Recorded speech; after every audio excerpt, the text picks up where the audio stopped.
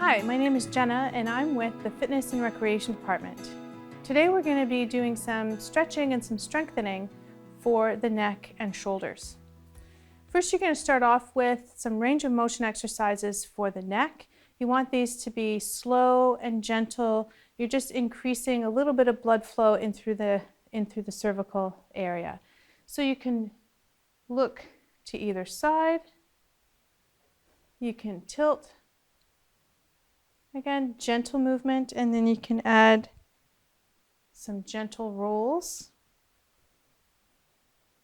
So slow and controlled, maybe 3 to 5 repetitions of each of those to work with the range of motion of the neck. And then you can bring that in through the shoulders. So rolling it up and rolling it back. One thing that I like to do is actually almost give myself a little bit of a mini massage using my own muscles.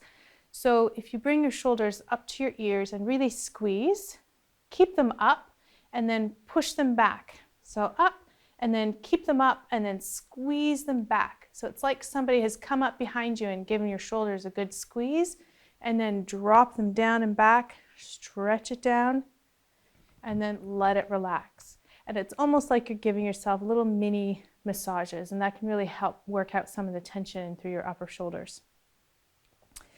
So basic stretch to start off with, we have ear to shoulder, tilting your head. You can take your arm, so you've got 3 different positions you can do with your arm. You can bring the hand up and extend out, so you're increasing the intensity of the stretch. You can also take this arm behind the back, and then you can change the direction ever so slightly just to increase the stretch. You're going to want to do this on both sides, about 20 to 30 seconds.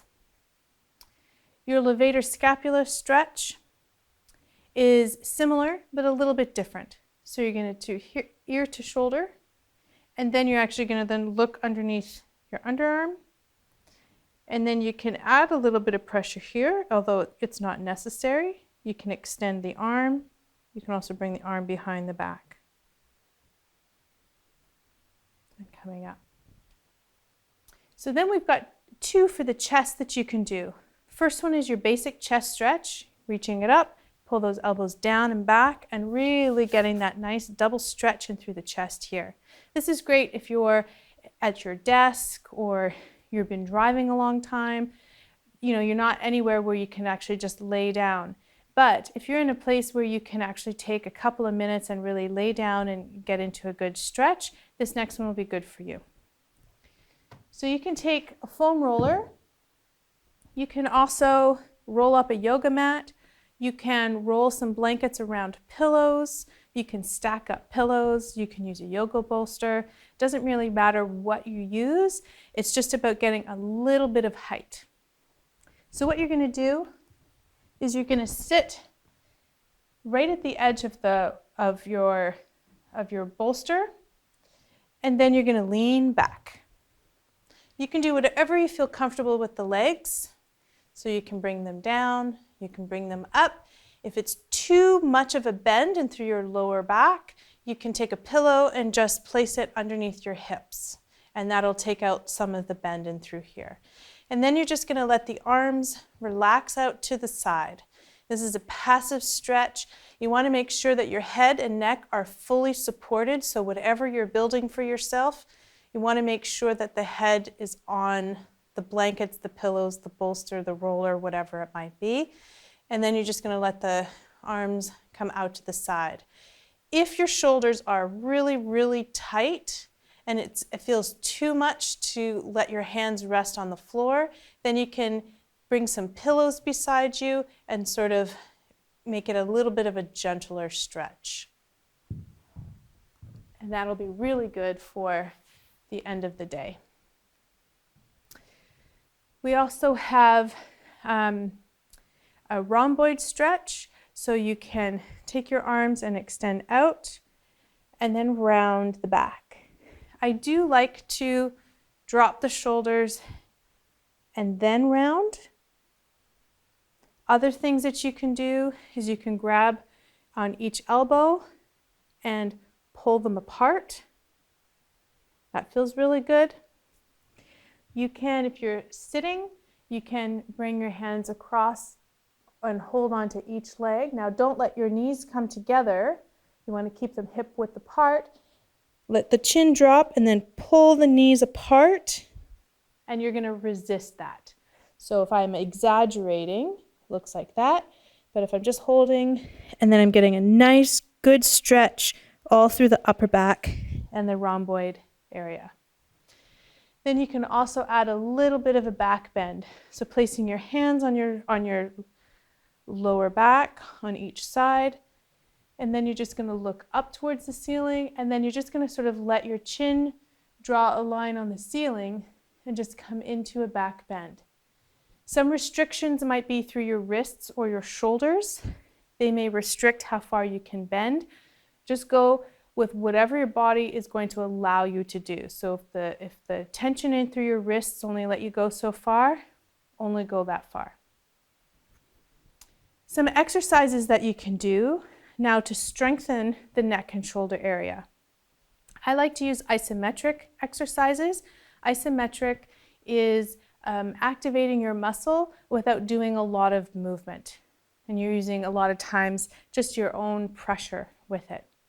So for the front of the neck, you can do just a basic stretch or basic activation. I'm keeping my neck in neutral alignment.